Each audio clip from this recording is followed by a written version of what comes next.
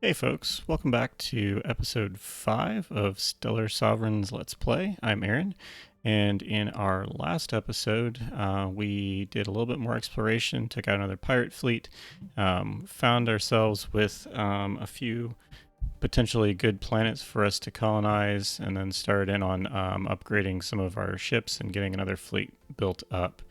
So where we are now is our quarry fleet is headed to Koi to pick up some of the debris from the pirate battle that we had.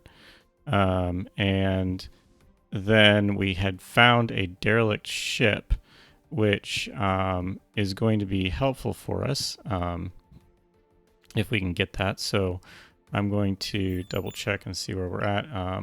Row also has a lot of good stuff here, but I'm going to skip that and we'll just send the first fleet directly to the derelict to try to get that ready for to be secured while the quarry fleet comes here. That'll get there in about 2.5 turns. And we're pretty close to finishing our vortex drive, so I'm going to go ahead and increase our risk here a little bit so that we can get that done this turn.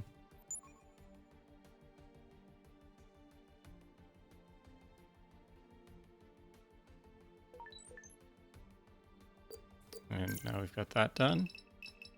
That means we have to pick what our next research should be. I think we should probably do the improved sensor technology. That will help us detect things coming a little bit sooner. And I think if we check here with our sensor range overlay, that might get us to a point where we'll be able to get some of these other systems within our field of view. So let's go ahead and do that, and we're almost to that derelict.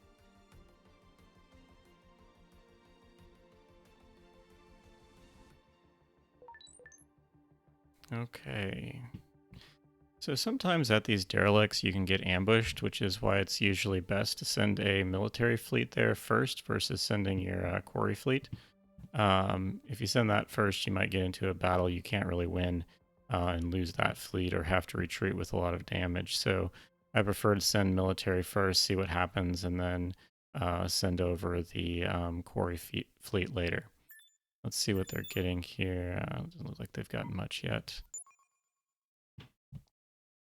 You've probably already noticed that as we've been going through here, we've pretty much found a good place to set these particular development settings, and we're just kind of like leaving it there. I'm going to up this a little bit because I am noticing we're getting closer and higher on our development mark there of utilized jobs, so that'll help us out in the future. I'm also going to go ahead and start another cultural enterprise. That will boost us a little bit. I'm also going to take, since we're doing pretty good for space, and I don't think we're close to another milestone, which can set off some stuff for us. Yeah, no, we're not going to reach anything soon. I'm going to go ahead and also do the workers initiative. And what that's going to do is that's going to boost our military recruitment a little bit. I could also use this a one-time recruitment boost here, which I usually do because it's cheaper and I don't really need that many soldiers coming in. But in this case, this is going to also boost our resource extraction rate and our construction capacity. We don't really need the construction capacity, but the resource extraction will definitely help us get some of the crystals pulled through. So let's go ahead and do that. That drops us a little bit lower on our political capital, so we'll have to wait a while before we can build back up. We also have more colonists again, so let's go ahead and actually, I'm going to go here. No, we've got time, so I can do that. I was thinking that, what we should do is move the colonists to Alonis 1 so we can continue to start building this up more. But at the same time, we have enough capital now to build another colony arc. So I'm going to go ahead and do that. And this will now allow us to look into some of these nicer planets that we found here at Virgo and Koi and Rho, and see about settling those, which will overall help us a lot more in our growth than what we're currently doing with just these pumping everything over here to Alonius, which really isn't the best for us because you can see we're still getting negative income from them even though we've been building it for the last 30 turns or so. Cool. Now while we're here, we'll go ahead and have the Hades do the planetary surveys. And let's go ahead and see if we get ambushed.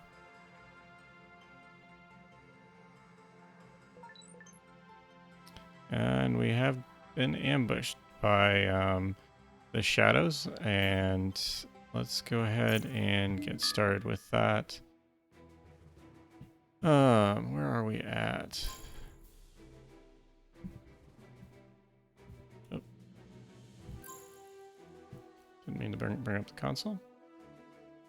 Okay, so looks like we've got one in range, so we'll do that. Boost our shields again, and start moving like that.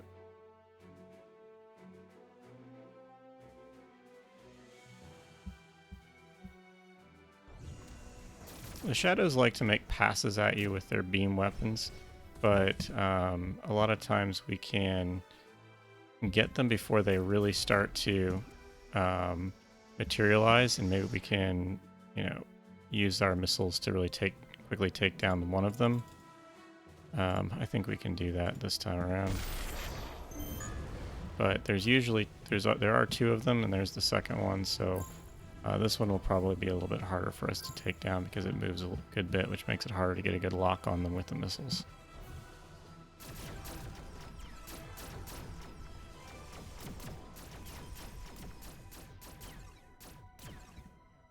Of course, maybe we get lucky this time.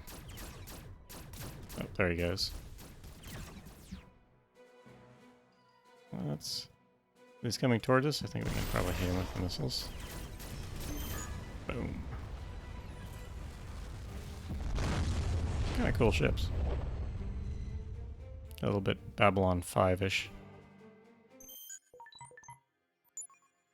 Okay, now with the ambush taken care of, this should be clear for us to go ahead and see about taking over. So I'm going to go ahead and just leave a marker here.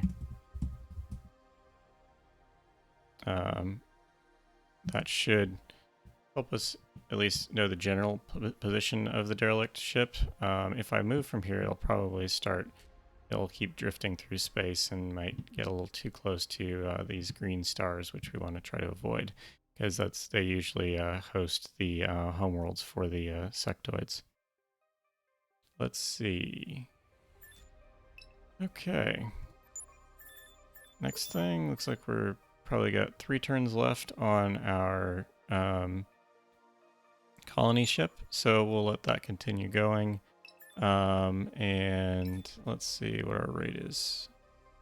So we'll probably have to wait a couple of turns before we load the colony ship to send it over to one of these planets for us to grab. In the meantime, let's see what our planetary survey. That's good. Got a cache there. Let's go ahead and send the Hades to that.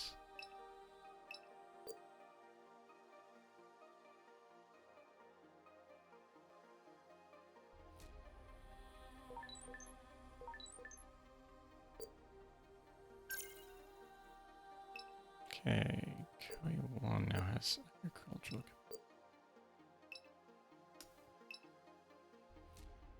Again, unfortunately, that's not getting us one of the better planets there.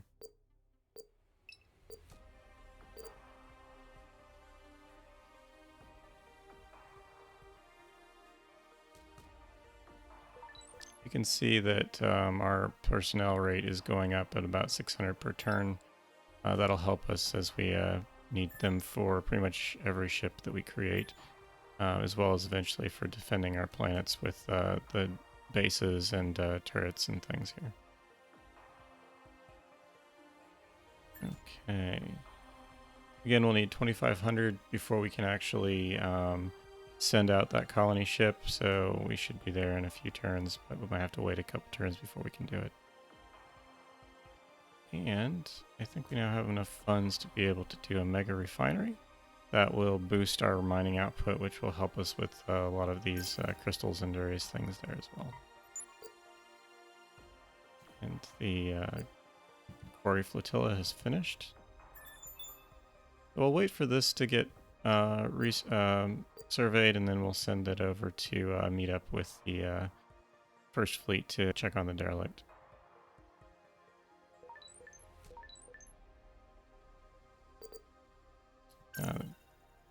It's got nutritious crop. Nutritious crop is a good one.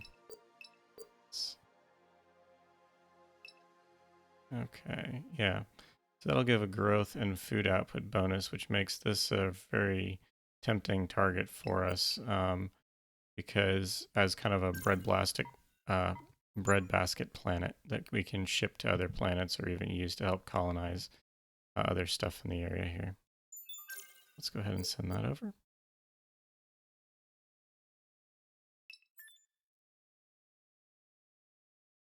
I'll go ahead and leave another marker here for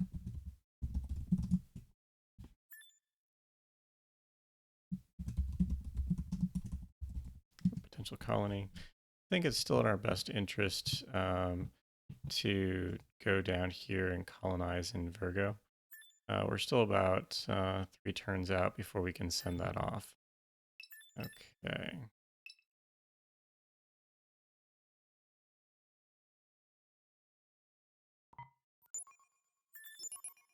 Still doing good on our trade route, so that's helpful. Let's see what else we can do. Okay, our next thing, we can get an R&D bonus here of 25%. That would be useful. That's so much useful. So we can do another 25% bonus. That will help boost our research bonus a lot more here on our homeworld, which will help us in the future.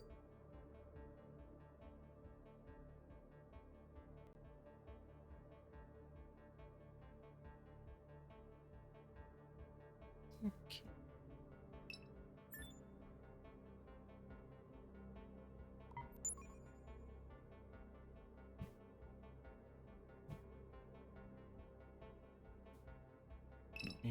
To do next. We still don't have enough points to really do a lot here, so I'll keep saving them for now. Do we want to shift to any of these other government types?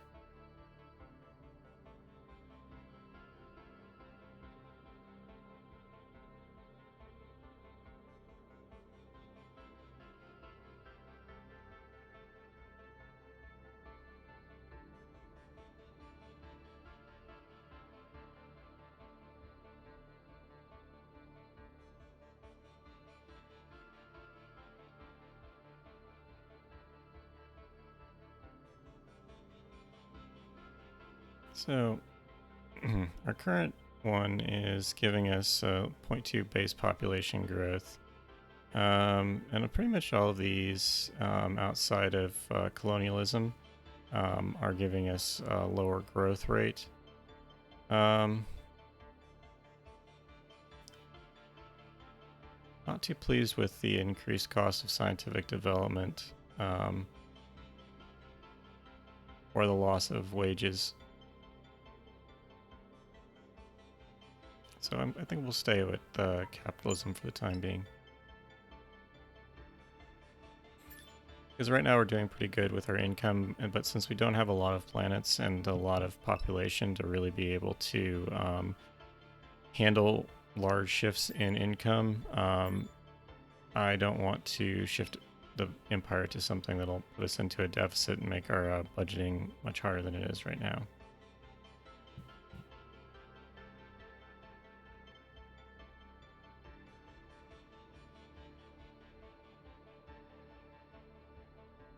Okay, we're at turn 70, about 68% of the way through with the upscaling for the sensors. That will help us detect things further away.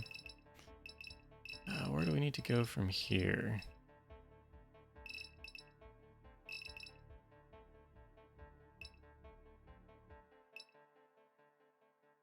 I think we may want to do the ionic torpedoes next. We can upgrade our frigates to use those, and those will help us to disable a lot of the systems on the ships, which will help keep them from running away, or the disruptor. So maybe, yes, the disruptor might be better for us in that it will take out the weapons on enemy ships so that they can't fire at us, which will be helpful as we hit some of the higher level ships around here. Okay.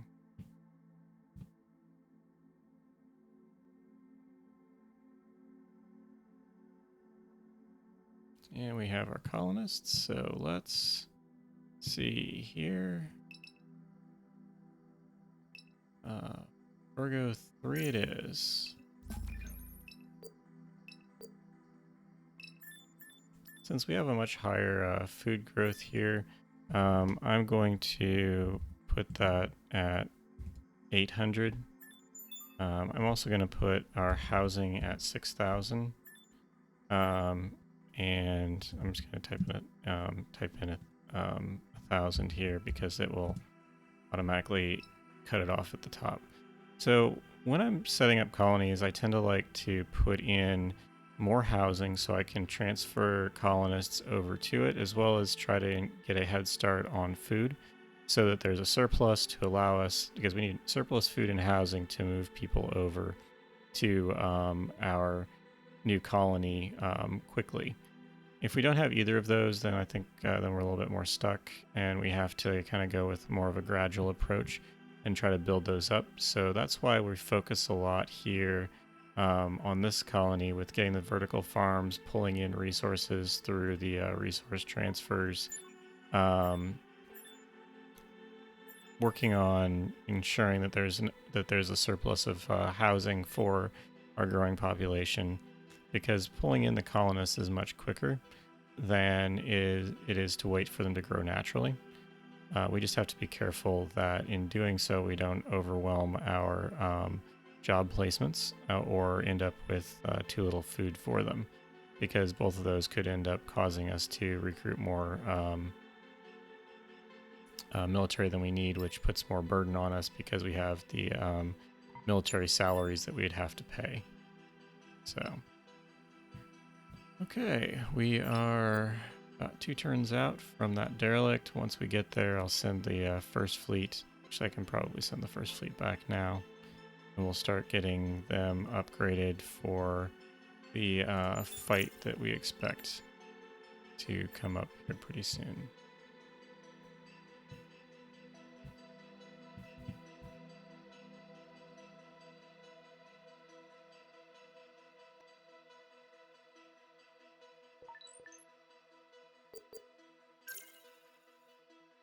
Okay, we have a signature detected. I'm going to guess that's the machine fleet. Machine fleets like to kind of roam between different areas or different systems and from their home worlds on the black holes. So that might be what we're seeing there. Okay, let's go ahead and move y'all back over here.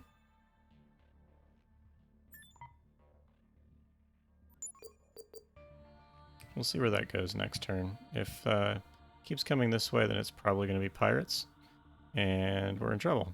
And we'll have to kind of move all of our transports off of the trade route before they get there, or we'll lose them.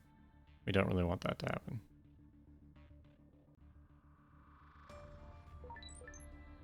Oh. Okay, so we've got first contact with, it looks like our first civilization. Like they went with the battleship and a frigate. So one of the interesting things that can happen in combat is if you start hitting, getting hull structure damage, you can take with the hull breaches specific damage to your ship that can't be repaired outside of a shipyard. In this case, it looks like we've got compromised structural integrity, which means that this ship has half the normal structure, which means it'll go down a lot quicker. This guy has a lot of hull breaches, but at the same time, is managed to get out without taking any additional damage. So that will repair itself over time.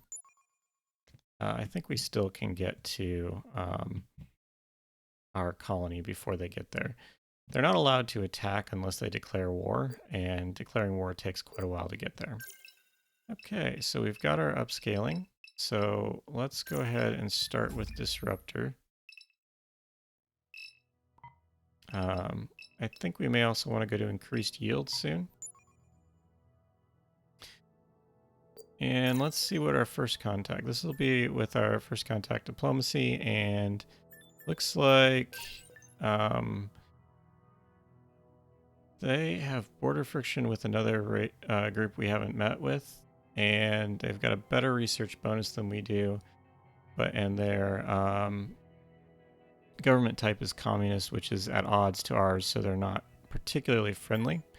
However, I don't want to start shifting back this way too quickly, so I'm going to go ahead and praise them. That will give us a +5 boost. And as we can see here, there's two bars. There's an envy and a fear bar, and ours is much higher than theirs. Actually, theirs is non-existent.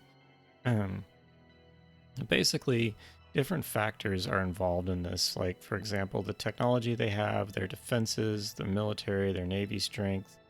There's stuff with how much how much population they have compared to us, the type of particular things like what they say here with the raw materials, research bonuses, and things like that. That boosts the envy factor and the fear factor. For us, that doesn't really do anything other than saying that this faction is a lot stronger than us.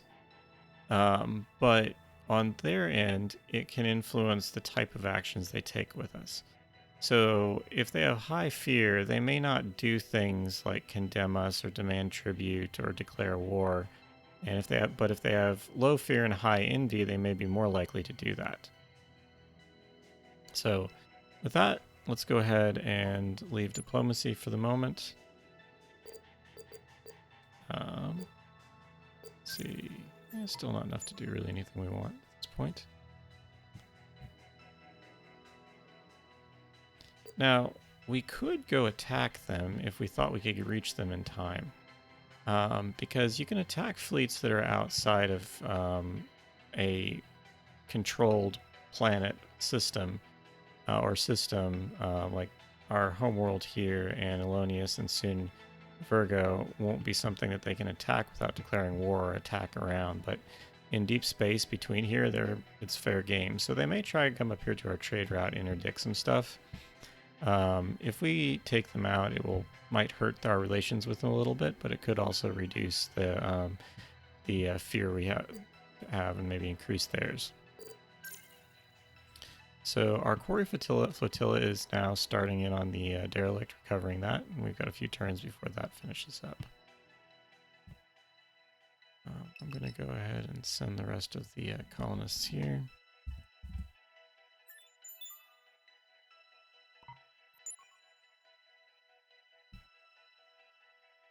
And we've got our mega refinery. That's helping boost our production here.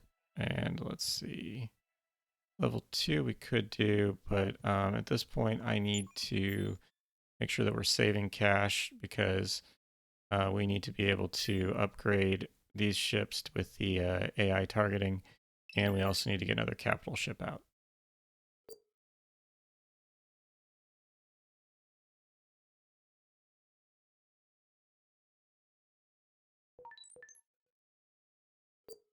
Okay.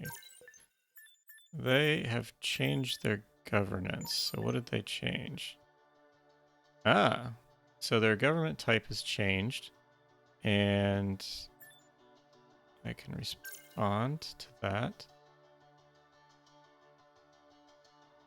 So they've actually moved their government type to something that's worse for us in terms of how we see them. So that probably means that they're going to start trying to damage us and move into a confrontation at some point in here. Hopefully not too quickly, because we're not really in a good place for fighting a war. Okay. Now that we're here, Virgo 3. So let's go ahead and have Virgo 3 research that. And we can see about setting up our colony. So we're doing pretty good here. Got a positive approval. That's pretty much all we need. Have a positive food growth here. So let's go ahead and do 100 for that.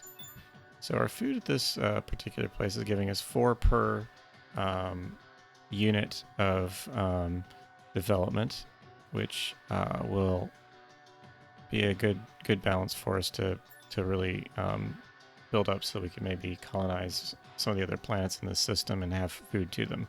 Because within system, we can transport food between those planets without needing to have really any transport for it. It's just an unlimited capacity, which makes it really helpful to have one breadbasket that you can really just push out stuff to. We've got 6,000 now housing. That's fine. I'm going to put a little bit in there so that as we boost things up, we can start to get some growth there. Because of that bonus build, we've already got some of the R&D sector. I'm not going to add any more to that because there really isn't much of a bonus that I get from this place. But I do get some of these drugs and substances, the psychedelics, which will help with our approval rate. So that said, I'm also going to put in about 50 for our industry so that that will start building up a little bit, because we need to build our industry up enough that it can increase the construction capacity at a rate that we can have larger amounts of housing and food built at a time and be able to accommodate some of these colonial goals when we reach them. Okay.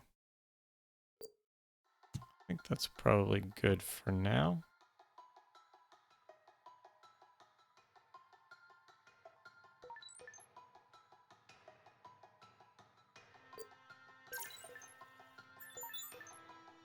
Yeah, they condemned us, which is not unexpected given our differences in ideology. And it looks like they are going to attempt. So yeah, they're not. Yeah.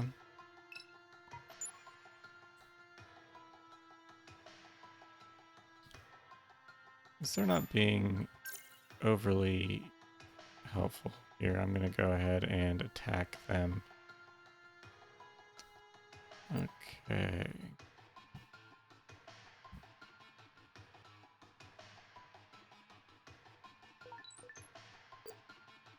Okay, we've got our first derelict. Let's see what we got here.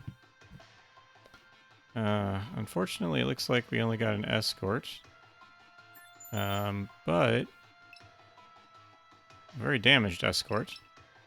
This will take us a while to get up to speed. But it does have an accelerator cannon, which is going to be useful. That actually is more of a capital grade weapon, which will help us in the future here. So let's go ahead and send the Apollo back to Xantu for retrofitting. And we will select the Quarry Flotilla and send it back over here to Rho to do some more mining and get some more exploration done. Okay, we now have another 1,300 colonists, so let's go ahead and see how this is going. And then we'll go ahead and send them over. We have, okay, I'll just send 1,000 because we're still not quite getting enough food to manage that. So I'm going to put another 200 in, or another 100 in on that, and then see how we do.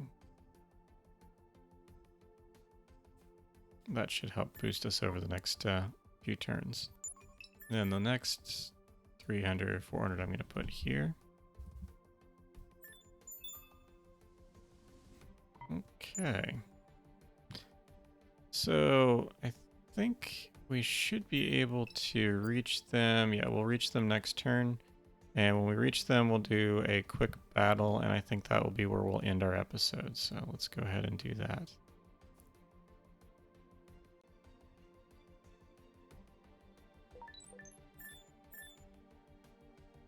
Okay. So it looks like our fleet is going to be starting at the edge. They are starting here in the middle. So let's go ahead and select our fleet. We'll go ahead and raise our shields. Unfortunately, we don't have a lot of time here because we came in partway through the turn, so we have less time in tactical this time around.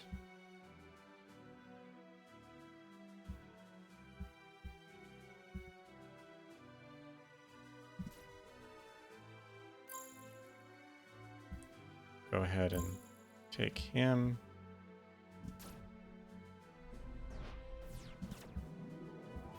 This is probably going to take some damage on our part, but, you know.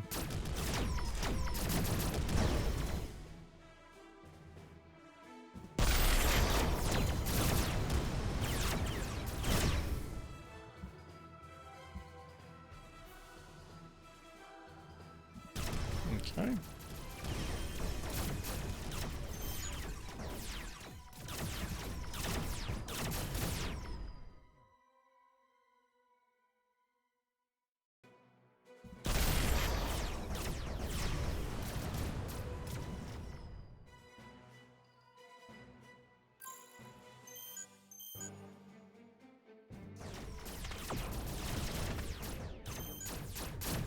Try not to show off anything here. I think I'm going to go ahead and switch targets because this guy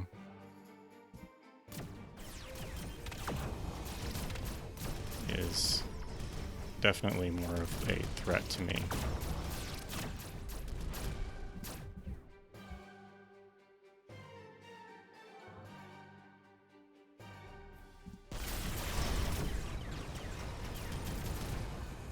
Okay, we got a hull breach on their bow. I'm gonna boost.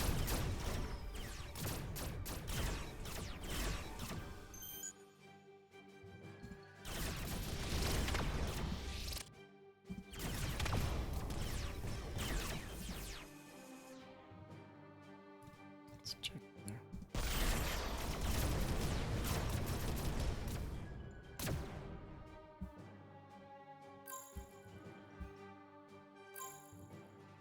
I think we might have time for one final salvo here.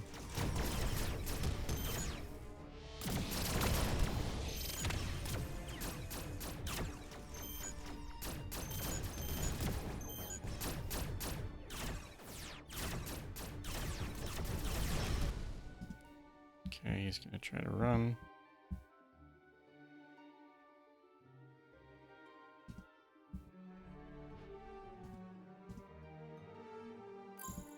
Okay.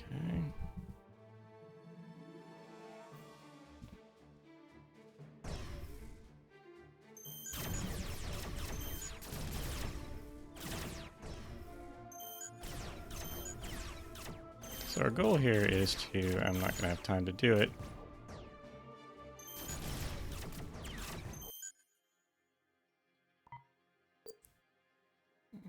get some hull breaches on that. But okay, we'll see if they continue the fight next turn or if they try to get away.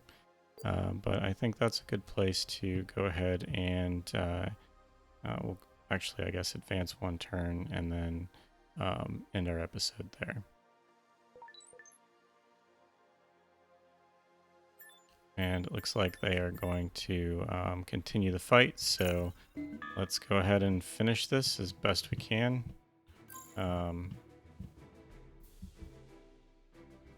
We will send our folks up there.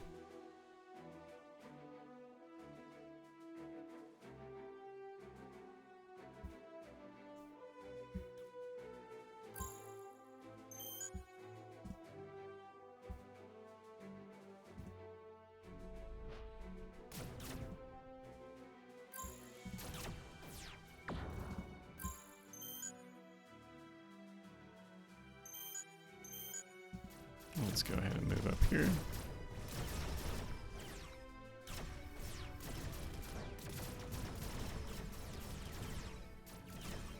I think we might be able to get him this time, yeah. Yep. Okay, now let's find that last Corvette and finish out this battle. Okay.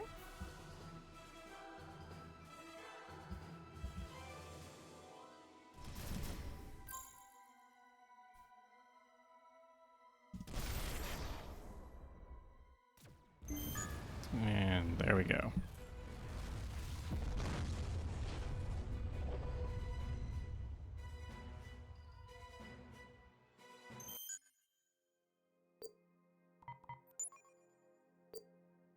Let's see what our diplomatic communique is. They are...